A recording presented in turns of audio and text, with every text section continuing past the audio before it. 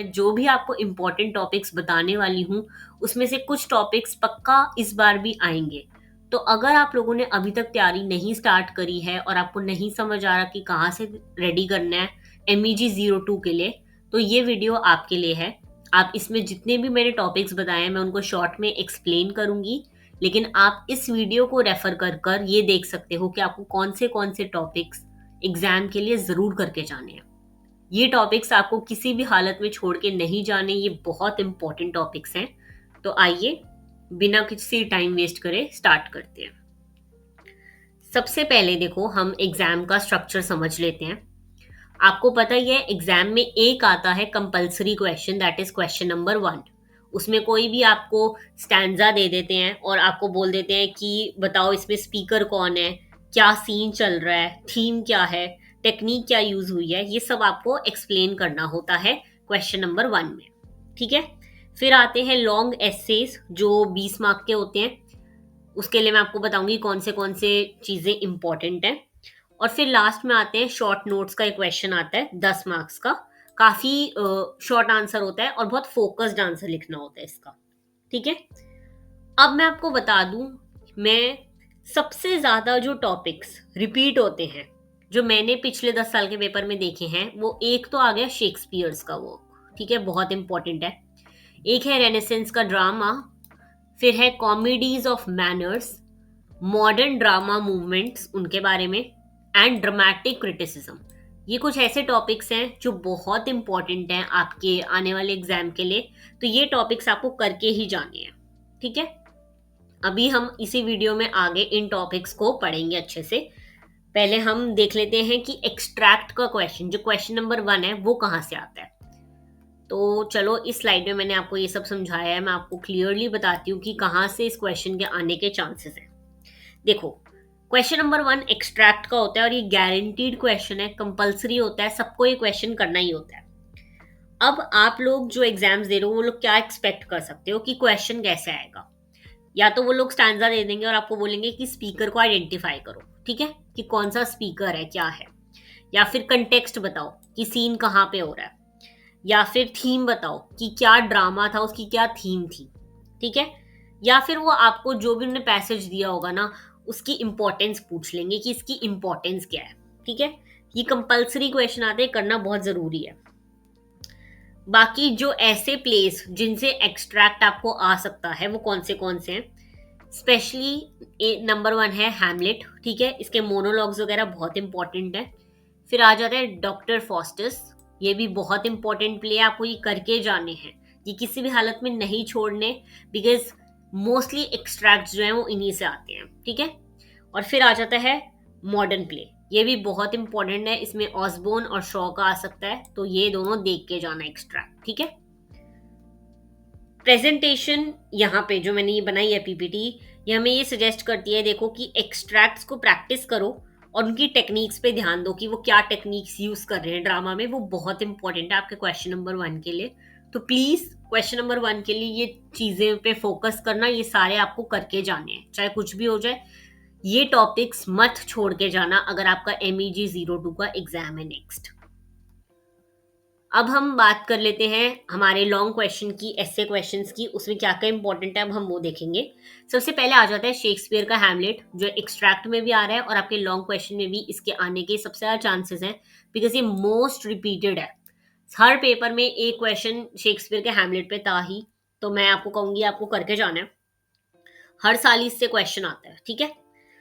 क्या क्या क्वेश्चन आ सकते हैं, कैसे कैसे, ये बात कर लेते हैं। सबसे पहले कैरेक्टर एनालिसिस। ठीक है, आपको हैमलेट के कैरेक्टर को डीप समझना है, उसका हेजिटेशन, उसके रिलेशनशिप, ये सब आपको समझ के जाने हैं, जितने भी शेक्सपियर के हैमलेट में कैरेक्टर्स दे रखे हैं उनका। ठीक है। फिर आ जाता है सॉलिक्यूज एंड देयर फंक्शन। इसमें क्या है, जैसे बहुत सारी इंपॉर्टेंट लाइंस हैं कुछ, कि टू बी और नॉट टू बी, ऐसे ऐसे करके कुछ लाइंस हैं जो इनमें दे रखी है, वो आपको पढ़ के जानी है कि उनका क्या मतलब है। ठीक है, इनकी इंपॉर्टेंस वगैरह। अब आपको इसके थीम पढ़ के जाने हैं कि शेक्सपियर के हैमलेट में थीम्स क्या थे।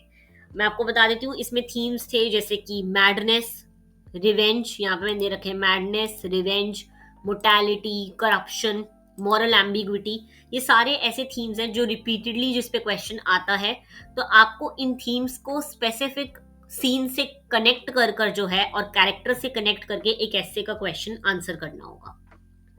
अब हैमलेट एक रिवेंज ट्रेजेडी का बेस्ट एग्जाम्पल है, तो इस पे भी क्वेश्चन आ सकता है कि कैसे ट्रैजिक हीरो के फ्लॉ वगैरह बताए गए हैं और प्ले के एलिमेंट क्या हैं। तो प्लीज ये सब करके जाना, इसमें से पक्का एक क्वेश्चन तो आएगा ही आएगा। मैंने यहाँ पे लिखा हुआ है कि 2 कंप्लीट प्रैक्टिस ऐसे आपको करने हैं, प्लस 4-5 कोटेशंस जो बहुत इंपॉर्टेंट लग रही हो हैमलेट की, वो भी आप लर्न करके जाना ताकि आप आंसर में वो चीज मेंशन कर सको। जितनी चीजें आप ऐसे डायरेक्ट मेंशन करोगे उतने ही आपको मार्क्स ज्यादा मिलेंगे, बिकॉज आपके एग्जामिनर को लगेगा कि हाँ आपने अच्छे से पढ़ी है चीजें। ठीक है, अब हम नेक्स्ट आ जाते हैं Elizabethan drama and renaissance influence. ये बहुत इंपॉर्टेंट टॉपिक है, ये टॉपिक भी मैंने बहुत बार रिपीट होते हुए देखा है।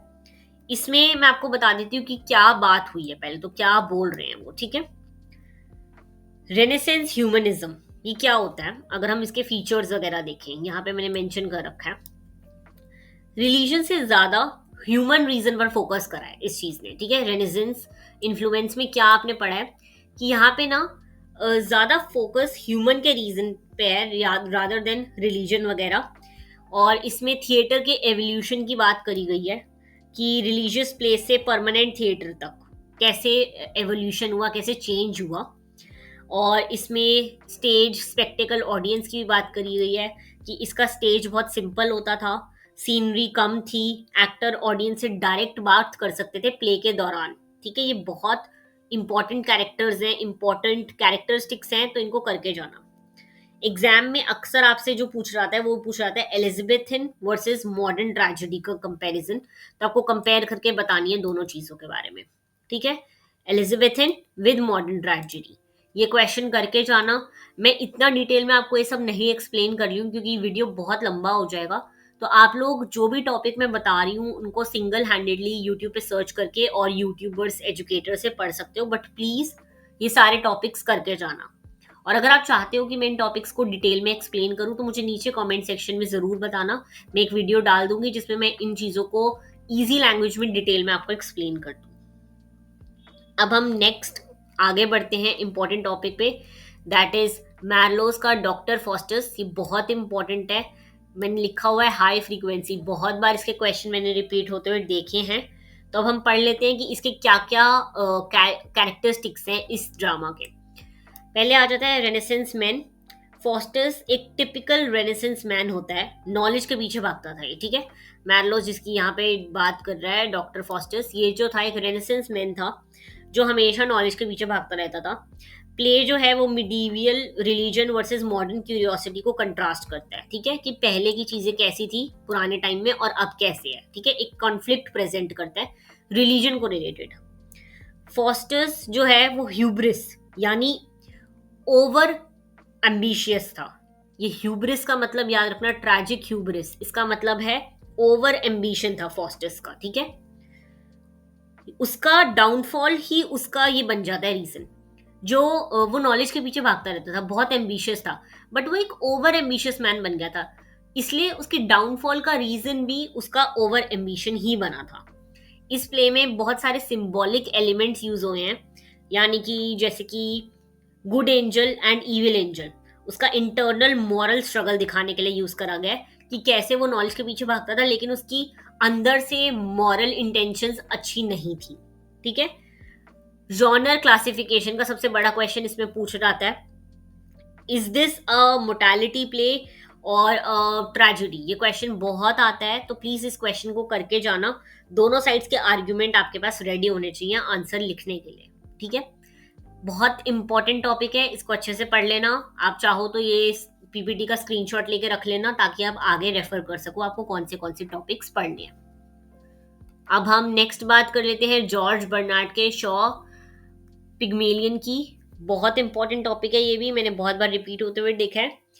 यहाँ पर इस प्ले में क्या बात हो रही है, क्लास और सोशल मोबिलिटी से रिलेटेड। ठीक है, यहाँ पे क्लास और सोशल मोबिलिटी को हाईलाइट करा गया है। क्या एक्सेंट बदलने से क्लास चेंज हो जाती थी, ये सब क्वेश्चंस इसमें पूछे गए हैं। तो ये बहुत इजी भी है समझना क्योंकि हम रियल लाइफ से रिलेट कर सकते हैं। इसमें इम्पॉर्टेंट आ जाता है एलिजा का ट्रांसफॉर्मेशन, कि डिग्निटी और आइडेंटिटी के इश्यूज वगैरह की बात हुई है इसमें। और सटायर क्या था इसका, ठीक है। शॉ सटायर यूज करके सोसाइटी को मिरर दिखाता है कि कैसे हम लोग हैं, वो ये सब प्रेजेंट करता है अपने प्ले के दौरान। इसमें हिगिंस और एलिजा का रिलेशनशिप भी फ्रीक्वेंटली पेपर में पूछ रहा है। इनके रिलेशनशिप को एक पावर डायनेमिक से समझना होगा आपको। पावर डायनेमिक यानी मेल और फीमेल कैरेक्टर समझकर, ठीक है, पैट्रियार्कल सोसाइटी समझकर। ये टॉपिक जो है आपका शॉर्ट नोट्स और ऐसे दोनों में आता है, तो इस टॉपिक को अच्छे से कर लेना। जॉर्ज बर्नार्ड का शॉस पिग्मेलियन, इजी टॉपिक है, इतना डिफिकल्ट नहीं है। यूट्यूब पे आपको सब कुछ मिल जाएगा, और अगर आप लोग मेरे को बोलोगे तो मैं इसकी एक अलग से वीडियो भी डाल दूंगी, बिकॉज ये डिफिकल्ट सब्जेक्ट है। अब हम आगे बढ़ते हैं। नेक्स्ट आ जाता है मॉडर्न ड्रामा। ये भी मैं आपको बता दूं, इसमें ऑसबोर्न की बात करी गई है, ठीक है। इस पे क्वेश्चन आता ही आता है, तो आपके लिए बहुत इंपॉर्टेंट है, इसको अच्छे से करके जाना। और अगर आपको कोई भी डाउट्स लग रहे हो, कुछ भी लग रहा हो, तो प्लीज मेरे से पूछ लेना। नीचे कमेंट में मेरे को बता देना कि ये चीज समझ नहीं आ रही, आप फिर से बता दो, तो मैं वापस आकर आपको समझा दूंगी, ठीक है। अब अगर हम मॉडर्न ड्रामा की बात करें, तो अब हम मिडीवियल से मॉडर्न पे मूव कर गए हैं। तो इसमें आपको क्या क्या पढ़ना है। एक तो जिमी पोर्टर का द एंटी हीरो। इसमें क्या दिखाया गया है, जिमी काफी रूड है, इमोशनल है, इंटेलिजेंट है, और एक ट्रेडिशनल हीरो जैसा नहीं है। जैसे हम हीरो के कैरेक्टरिस्टिक्स को देखते हैं वैसा नहीं है, ये बात हुई है। फिर आ जाता है post war disillusionment. British society में पर्पस की कमी दिखती है, ये सब में इसमें बात करी गई है कि ब्रिटिश सोसाइटी कैसे डिफरेंट थी, ठीक है। फिर क्लास एंड जेंडर कॉन्फ्लिक्ट, बहुत इजी टॉपिक है, working class versus upper class. Marriage के थ्रू कॉन्फ्लिक्ट दिखाता है ये प्ले, कि कैसे क्लास और जेंडर हर चीज को अफेक्ट करता है। हर क्लास में जेंडर का एक अलग रोल होता है, ठीक है। एंग्री यंग मैन मूवमेंट की बात करी गई है यहाँ पर। ये प्ले मूवमेंट वॉच करता है जिसमें ट्रेडिशनल थिएटर को चैलेंज किया गया था। जो ट्रेडिशनल थिएटर की थीम्स चली आ रही थी, उसको चैलेंज करके यहाँ पे एक बहुत बड़ा मूवमेंट स्टार्ट हुआ था। एंग्री यंग मैन मूवमेंट कहते हैं उसे, ठीक है। अब हम नेक्स्ट आ जाते हैं टॉपिक पे, that is theatre of absurd. इसके बहुत सारे की टेक्स्ट हैं, वो आप लोग पढ़ लेना। बाकी मैं आपको बता दूं, इसमें कॉन्सेप्ट्स कुछ इंपॉर्टेंट हैं जो आपको पढ़ने हैं। दैट इज मीनिंगलेसनेस एक पढ़ना है, एक repetition, silence and pauses, tragic comedy की यहाँ बात करी गई है, और लैंग्वेज ब्रेकडाउन, ठीक है। जो इसके theatre of absurd, a predictable short note topic, इसमें से शॉर्ट नोट का क्वेश्चन आएगा ही आएगा, तो आपको ये वाला टॉपिक अच्छे से करके जाना है। इतना कोई डिफिकल्ट नहीं है। इसके मेन कैरेक्टरिस्टिक्स आपको यहाँ पे दे रखे हैं कि थिएटर ऑफ अब्सर्ड में क्या क्या कैरेक्टरिस्टिक्स फॉलो होते थे। मीनिंगलेसनेस होती थी, चीज़ों का मीनिंग नहीं बैठ रहा, रेपिटेशन होती थी बहुत सारी चीज़ों की, डायलॉग की, साइलेंस एंड पॉजेस बहुत होते थे यहाँ पर, एक सीन के बाद बहुत बड़ा गैप होता था। लैंग्वेज ब्रेकडाउन, कभी कभी लैंग्वेज दूसरों को समझ नहीं आती थी। और इसमें बहुत ज़्यादा ट्रैजिक कॉमेडी का यूज हुआ है, यानी कि डेथ का बहुत ज़्यादा ह्यूमर क्रिएट करा गया, ठीक है। इसमें आपको जो टेक्स्ट पढ़ने हैं वो मैंने यहाँ पे आपको बता दिए हैं। ये 3 टेक्स्ट हैं जो आपको पढ़ने हैं, आपके पास अवेलेबल होंगे ये आपके टेक्स्ट बुक्स में, तो ये तीनों आप पढ़ लेना। और इसमें से जो क्वेश्चंस आते हैं वो भी मैंने आपको यहाँ पे दे दिए हैं, तो ये करके जाना।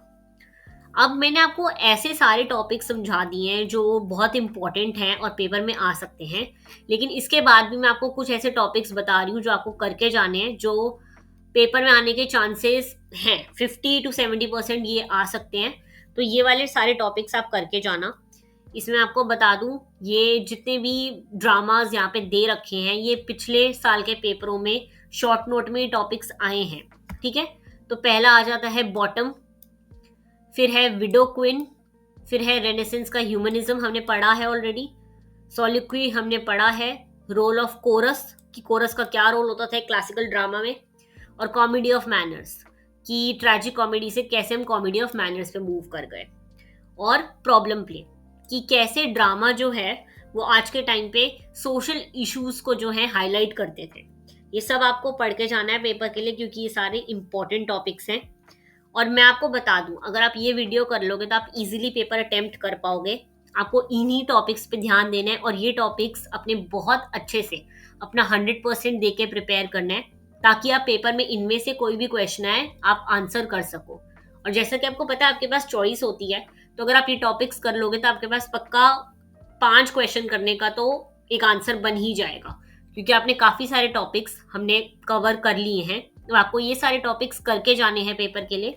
बाकी अगर आपके कोई भी डाउट्स हैं तो मुझे नीचे कमेंट्स में ज़रूर बताना। इसका पीडीएफ चाहिए हो तो आप पीडीएफ कमेंट कर देना। मैं नेक्स्ट वीडियो में नेक्स्ट सब्जेक्ट लेकर आऊँगी और हम इसके गेस्ट पेपर भी डिस्कस करेंगे, तो उस वीडियो के लिए भी वेट करना। वीडियो अच्छी लगी हो तो लाइक करना और चैनल को सब्सक्राइब कर देना। All the very best for your exams. मिलते हैं नेक्स्ट वीडियो में।